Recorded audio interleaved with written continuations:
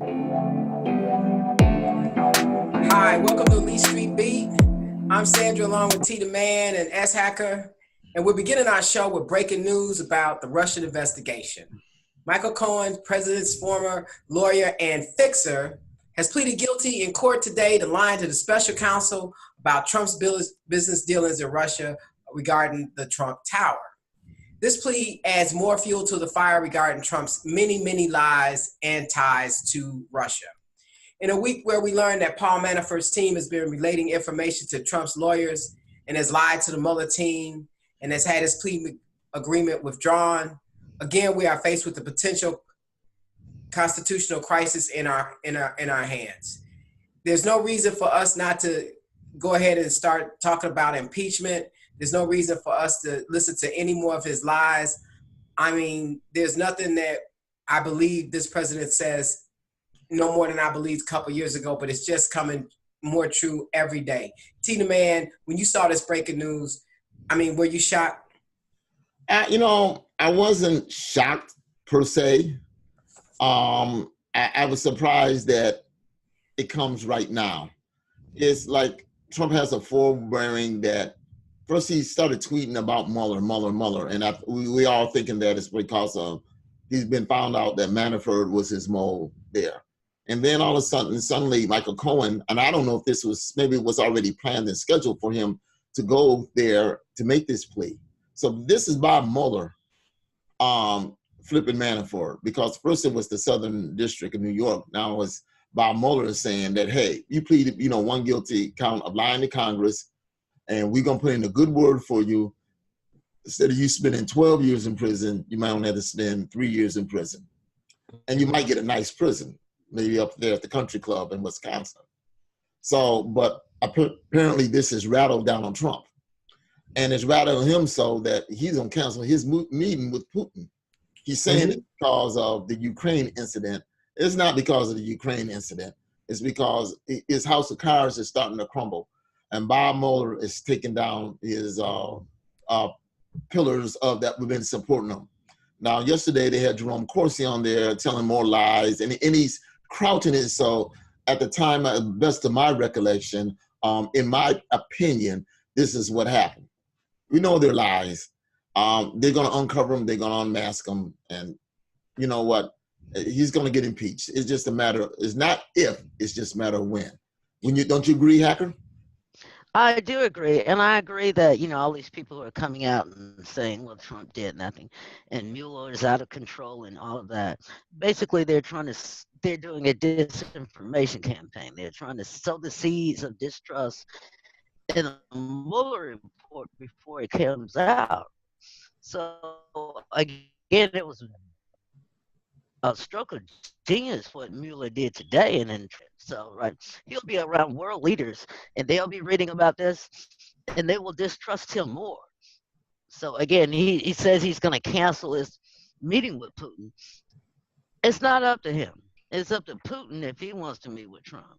Because, again, we've been saying for the longest that Trump is controlled by Putin.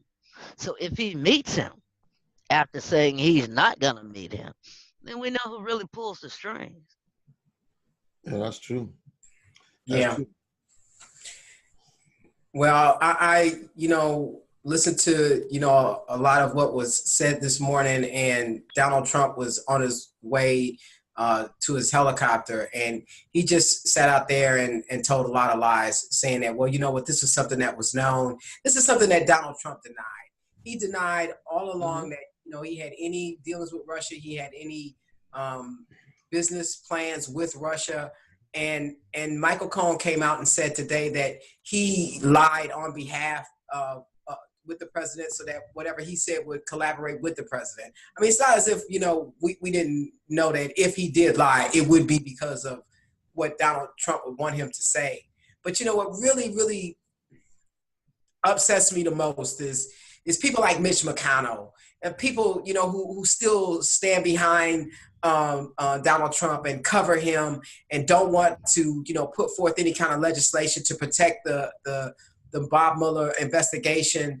And these type of horrible situations are coming out every day. more and more damning information. And you got these Republicans who don't say anything. But you know what? It's going to change in January. We're going to say something. These Democrats, we're going to say something. Sandra, I just want to say this. You know, Mitch McConnell and most of the Republicans, they're hypocrites. They're liars. Their vested interest is about money. Trump is their guy. Trump has got that money train going to him, and they're not going to cut it off. You know, they don't care about democracy. That's just the cover. They are far behind and said, "Oh, I care about the rule of law."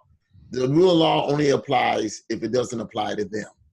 So that's what you're up against. So you look, this is like Solomon and Gomorrah, and you're looking for 10 good men in the Republican Party. Yeah, you're not going to find it. It doesn't exist. They get their strength from lies and deceit. The election in Mississippi, Mike Espy, it was run off of racism, and it fueled her. Absolutely. And Donald Trump went down there and stomped for her. He stood with racism. All right. Well, that's what he is. Trump thinks he's in 1952. He want to put things back where everybody was in their place. He thinks he's some type of gangster, that he's running the show. He's showing shots. Bob Mueller is more than a thorn in his side. Is albatross around his neck, and it's going to choke him. We are rooting for him that he does get choked. The sooner the better. Exactly. But you just can't fix this world. It takes divine intervention, and that's one thing that we don't have. I don't know. Divine intervention may be coming soon, though, because what's done in the dark shall come to light. And I'm just saying that there's a lot of sunlight going on. And that's what really pains me about how the Republicans don't stand up and say and do the right thing. They should be moving right now in Congress going, what are we going to do with this fool? What are we going to do with him? You brought up, racial incidents going on. As Hacker, you're there in Alabama, as you know, over the Thanksgiving holidays, I was there as well, and probably traveling there again this weekend. My mother there is in the hospital, and but I was there for the holidays, and one of the first places that I went to was the Galleria in Hoover, Alabama, when my mom and dad first moved there. They lived in Hoover, Alabama. There was a horrible incident that happened at the Galleria Mall, and it has got Birmingham in an uproar. They have been protesting. God bless them. They continue to protest. Tell us a little bit about that incident. It's a hurtful incident. Okay, well, on Thanksgiving evening, the mall was open, and there were a lot of people there, and some sort of incident happened outside of an athletic store, and the police responded, and they shot a guy. Right. That night, they held a press conference, and they pretty much defamed the guy, saying that he was the shooter, and a 12-year-old and an 18-year-old were injured in the shooting. And they basically, again, as soon as they saw this man, there's a black man with a gun. Of course, in some police officers' mind, that's the threat, right? So they shot this young man in the head, did not offer him any sort of medical attention, just let him bleed out, right? And then people started talking, and the truth started. Hoover keeps changing their story, right? The next morning, that Friday morning, they realized the mistake that they had made, and they said that the guy who was, and again, this is the sad part. A lot of people knew that night that that young man had been killed. His parents did not find out till 5:30 Friday morning. They were not notified by Hoover PD. They were, you know how word travels. They were notified in that manner, and that's one of the most egregious things that they didn't even, because again in their mind, yeah, hey, hooray, we got the guy, right? And in breaking news today, they actually do have the guy. They arrested the guy. Yeah, the U.S. Marshals arrested a guy who they claim is the real shooter in Atlanta, Georgia, at a relative's house. Wow. That happened just a few minutes ago. But with the changing story that Hoover has had, they finally came out because everybody wants to release the tape of any body cam video, any of that. And Hoover Hoover wants to release it. The police department wants to release it. ALEA, which is an organization for all law enforcement in the state of Alabama, they're the ones who are heading the investigation. They don't want to release it. But they had a news conference today, and one of the city councilors, the only black on the city council of Hoover, announced today that they're going to give ALEA to Monday at noon. And if they don't release this much information, any information, then the Hoover chief of police will release what limited information he has. Well, I just want to say this, when you dealing with police officers and those kind of situations, they're not trained and they can't discern between friend and foe. And that's really sad because I have a dog, and if I sit my dog on somebody in the crowd, he can determine who's friend and foe. But these guys, first of all, they're not the sharpest knives in the drawer. They went to school, went to high school. They might have went to community college, and they were mediocre students. Oh, they're required to high school. And then the fact that they go there, they see, because their whole life and their stereotype, they see these movies and they've been told, you see a black man with a gun, he's the criminal. 95% of the time, he's the criminal. So what do? They see a black man with a gun and they come in shooting thinking, he must be the criminal. And they're patting themselves on the back, talking about righteous kill and all like that. And then they come out to find out they're wrong. And then, of course, they say, well, policing is hard work. You got to make a light, safe, decisions and, in less than a second. And, listen, it's not that hard of a work if you got the intellectual capacity to do it. They don't have it. I'm telling you, they don't have it. If you gave them probably a civics test, they probably couldn't even pass it. So that's what happens when you hire, put it like this, people who process things slow. And I'm just going to say, that's the difference between, say, the FBI and the local police department. He was the offensive tackle on the high school football team. He got D's and C's, but we passed him because he was a good guy and he was a big guy. Hey, exactly. You know what? But, in Hoover, it's Alabama. I'm not surprised. It could have happened in Alabama. It could have happened in Mississippi. It could have happened in Florida. It can happen anywhere where you have a predominantly white who hasn't been around blacks and don't understand who's good and who's bad.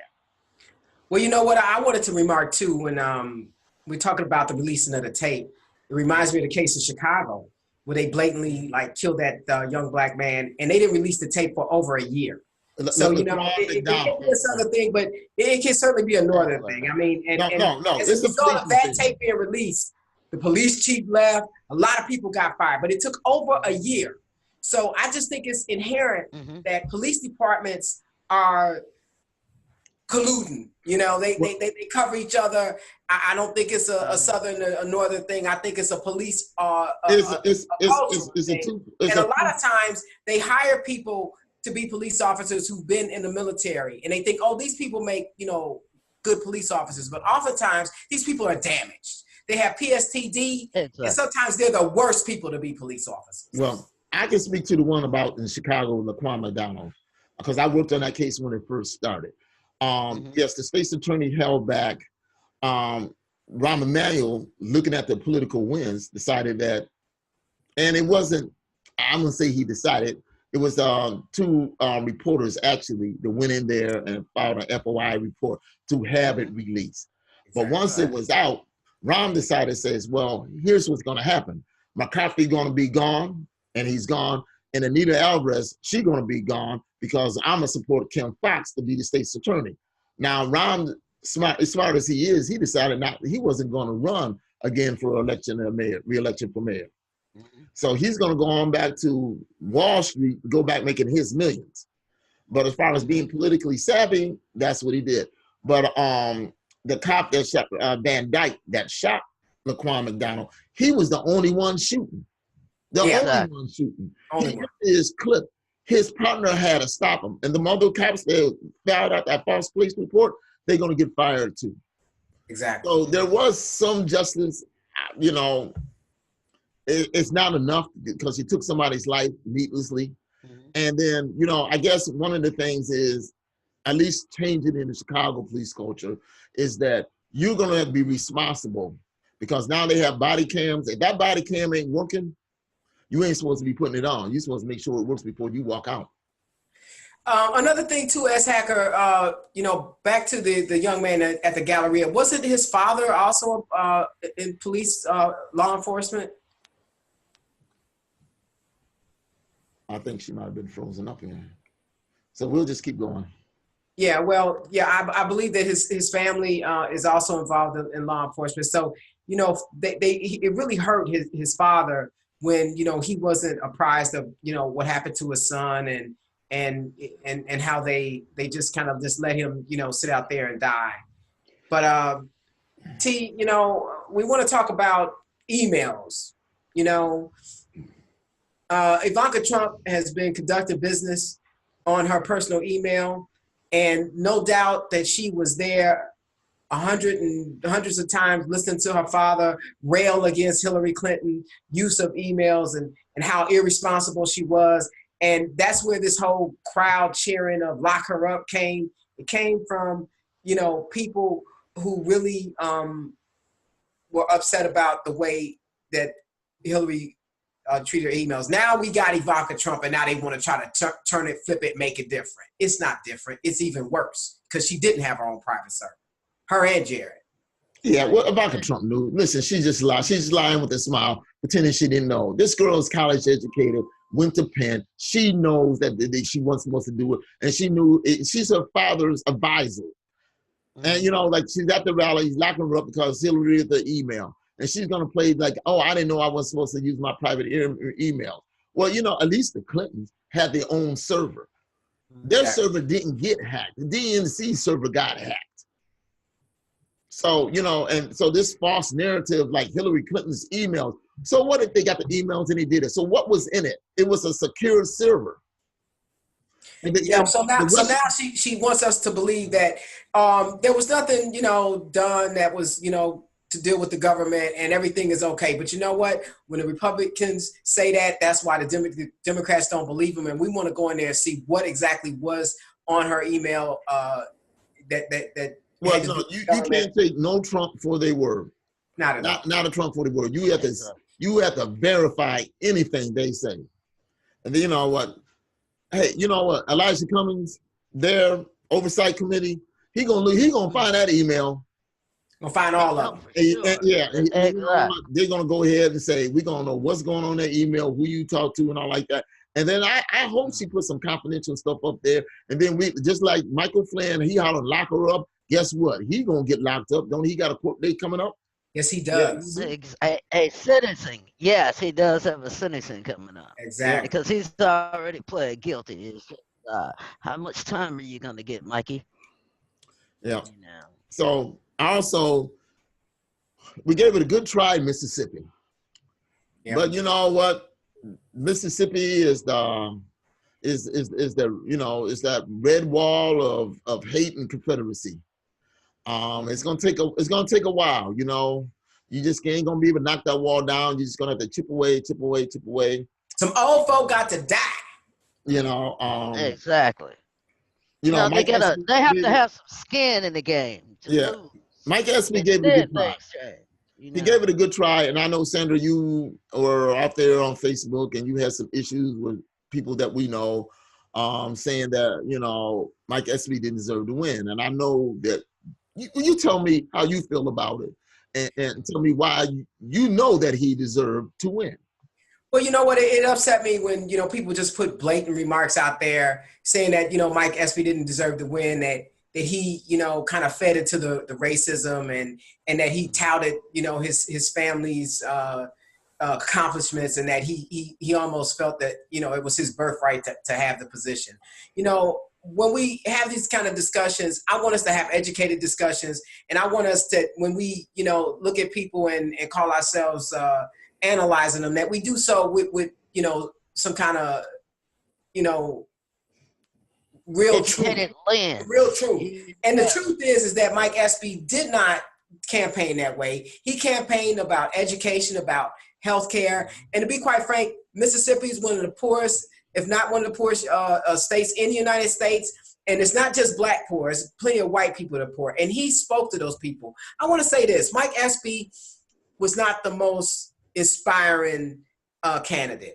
At the same time, Al Gore, you know. Yeah, he was kind of low energy. But the reality is this, is that Mike Espy did not deserve to lose, but Cindy did not deserve to win. Here's a person who is touted, her love for the Confederate flag.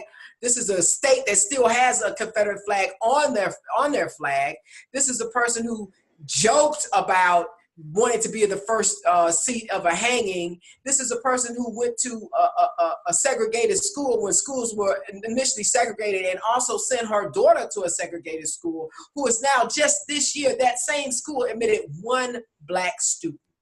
Right. So, he might not have been the most energetic candidate, but sometimes, like I said on Facebook, it's a choice between two evils, and there's nothing evil about Mike Espy, but there's everything evil about Cindy. Cindy couldn't hold a debate with the audience. Cindy didn't have a platform about trying to bring those poor people jobs, anything. She was appointed over 3 or 4 people because of her racist agenda, and nobody spoke against her on the Republicans. And I'm telling you something, when they went out and they voted, some of the people on Facebook said, well, they kind of left the white people feeling like they had to protect their whiteness. I'm like, you know what? There's never been a time really that, white people needed to protect their whiteness.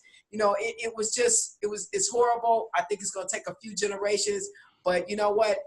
They needed to have, if they had somebody who was a little bit more energetic, it might have been a little bit different situation. But when you look at how they voted, the blacks came out overwhelmingly. Some of them got, in some of the places, he got higher marks than Hillary did and Barack Obama did. But a change is going to come to Mississippi. I believe in Mississippi. It's just that right now, Cindy is in there. And I hope that when she gets up there again, that they just, give her hell. Pretty much. Yeah, they'll give her hell. You ain't got to worry about that, So, but because they're gonna give her hell because she doesn't have anything to talk about. There's no platform. No stance on anything. So she's just she's Lindsey Graham. Whichever the way the wind blows. But yeah. So we also had that issue along the border. The Trump and then all his strength and might. They show how powerful he is. He's now tear gassing children. Babies, no shoes, got diapers on, and then trying to justify saying, "Well, we use the good pepper gas." So you can put it on your chips or something like that. They say. Yeah, you can put it on your nachos thing. Yeah, all right. He's just so wrong on so many different levels.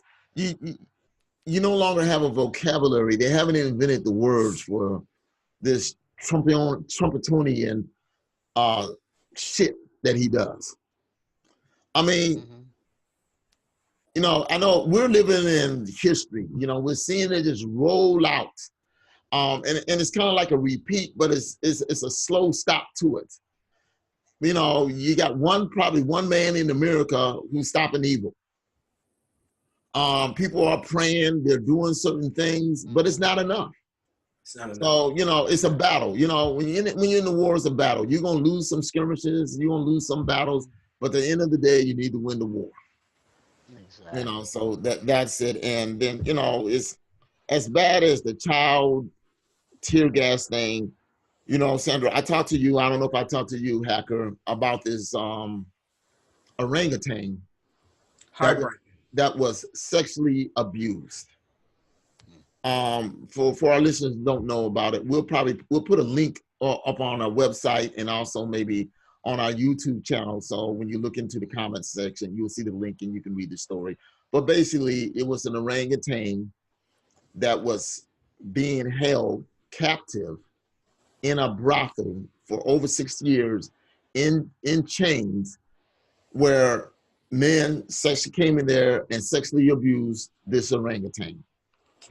And they paid $5. It was basically, it was less than about $7 to have sex with an orangutan.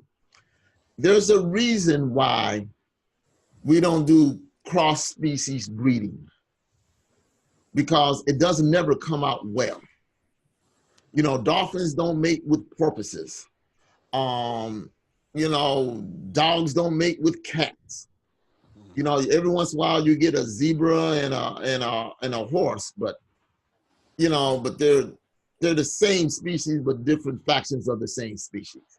Right. This is, you know, and it's not that far from us, from primates to humans, maybe 1 or 2 chromosomes. So what if you have a impregnated orangutan? What is that child or thing that it gives birth to? Nobody thinks about those kind of consequences. And I mean, what kind of depravity is that you as a man want to have sex with an orangutan? I mean, Columbus came over with his sailors and was having sex with sheep and got syphilis. You know, they said AIDS started with people having sex with chimpanzees. God knows what kind of disease you get with an orangutan. You know, it's just so depraved. I don't even know why people would even consider that. I, as a man, just says like that's just horrible, and it's horrible. But thank God, this poor creature got rescued. Somebody came and saved her. They took 35 policemen to save her because the brothel owner told them about she was her best moneymaker at $7 a pop. They put lipstick on her. They chained her down. Earrings, you know, we'll give you the link to the article. You can see it for yourself. It's just heartbreaking, and it's something that we don't really want to talk about. You know, this is along with the same sex crimes as somebody having child with sex with an infant. It's the same damn thing. You know, so I mean, I'm just lost for words. So, you know, I'm just hoping that everybody had a good Thanksgiving. We're thankful. I know that Sandra, that your mother was ill over the Thanksgiving holiday, but hopefully she's getting better. My Thanksgiving was pretty good. We had a friend of the family, and I think you might know Sandra, Mrs. Bridges, who's still driving at 97 years old. Getting lost. Passed by my house and got lost. You know, I mean, I had to go out and say, thank God she had a cell phone and she answered, and she knew where she was at. But we had a good Thanksgiving, me and my family. Well, how about yours, Hacker? I didn't get a chance to talk to you over the holidays. Yeah, we had a nice time. We, I ate, and then I ate some more, and I ate a couple more times. And did you watch some football? You know, I know how y'all like to watch football. Yeah. Oh yeah. It was college ball on it, like 11. I just want to know, Alabama and Georgia, who gonna win? I ain't got no. Roll Tide, baby, roll Tide. Oh, you said it's gonna be a red Roll Tide. Yeah. Roll Tide. Roll Tide. Yeah, Alabama's gonna win, of course. We're the #1 team in America. I know. Again, and they've got Georgia, but will you beat Georgia? Oh yes. Oh yes. We're beating anybody who shows up. Yeah, I don't watch college football. I don't watch. I love college football. Girl, you better get into college football because that's where it's at. I love it better than the pros. Well, if I'm gonna get into college football, then I'm gonna support Northwestern. Oh, really? Yeah, they have a pretty decent team. They do got a good team, you know, and Northwestern's going to a bowl, and they'll probably win a bowl game. Exactly. You know? Even though I live in Georgia, I just want to say, anybody out there who's listening to us and who got sons and daughters who didn't get into Yale, it didn't get into Harvard. If you think you get in Northwestern, it's the same rigorous academic that you're going to need. You may not get in there either. Exactly. So, you might have to go step down a little bit and go to Penn. But these schools, Harvard, Yale, Northwestern, and Stanford, that's the top. They lock down. Then you can go to the lower tier Ivy League schools like Penn. Nothing wrong with it. Like Cornell. You know, took a classes at Cornell. So, hey, that's all I want to say. So, Donald Trump, I know you listening. You think that Penn is everything. No, it ain't everything. I'm going to put Northwestern ahead of you. Guys, I look forward to seeing y'all next week, man. We'll probably have a lot of news, man. Thanks a lot. It's been a great show. Well, yeah, wait. We got a few extra minutes here today. Talk to somebody. Gave us a little bit more time. All right, yeah, got us a little bit more time. Okay. You know, I saw the upgrade. Everybody said, they ain't long enough. Well, it's gonna be long today. We got a little time. All right. Well, what would you guys like to talk about? Throw something out there.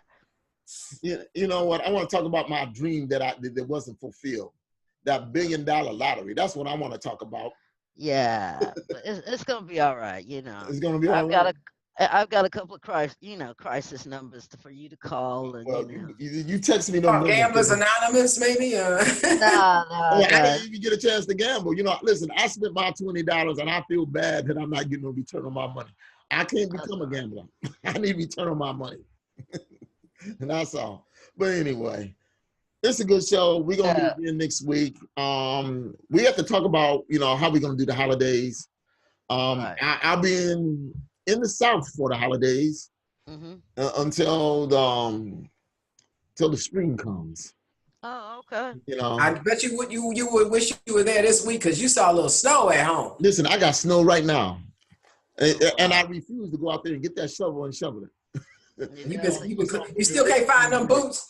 I've been pulling them out, but I got some salt I need to throw out there. Yeah. So, be careful with that. Okay. Yeah, no. So I don't know. Maybe I get a box and put it in a little ice chest and send y'all some snow to see what real snow look like. No, Sandra, I know you missing this snow. I'm just saying that you don't have to send me a box of it because I've seen many blizzards, many nor'easters, and I'm well aware of how it looks. I've fallen many times. I've gotten up and fallen again. And I've even made the mistake of putting my lips on some fence and got stuck. So been there, done that. I'm good. So you're good, and I don't need any. I'm like that. This is Stephen Man for S. Hacker and Sandra Tucker. Until next time, this is Lee Street Beat. Tune in, and we're gonna try to keep you up. We're gonna try to keep you woke. So until then.